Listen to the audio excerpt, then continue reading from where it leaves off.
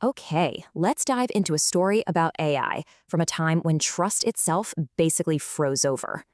So, picture this, a public square, a perfect AI demo, but nobody was impressed. They actually backed away. You see, the problem wasn't that it failed, it was the silence, and that silence was chilling. People started calling it the trust recession. And the core issue? The AI was a sealed black box. Trust just thinned out like fog. And people began asking a totally new question. Not what, but how.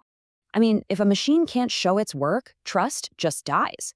And that's where the cracks appeared. The first crack was its memory. It was just a big pile of info, like a snowdrift, with no history. Right, it sounded confident, but with no real lineage, that confidence felt hollow, like a guess. Then came crack number two. Regulators showed up asking for proof of how it was making decisions.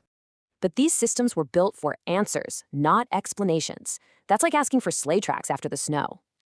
And the third crack? Well, that was fear. Not of its power, but of its lack of boundaries. Trust collapses when you know deep down a catastrophe can't be stopped. That quiet risk kills belief.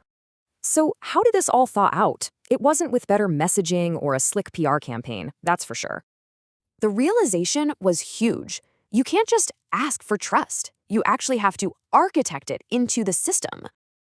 Basically, the black box had to become a glass box. Not fragile, just completely transparent. So, what does a glass box system actually look like? Well, it required a few really key things.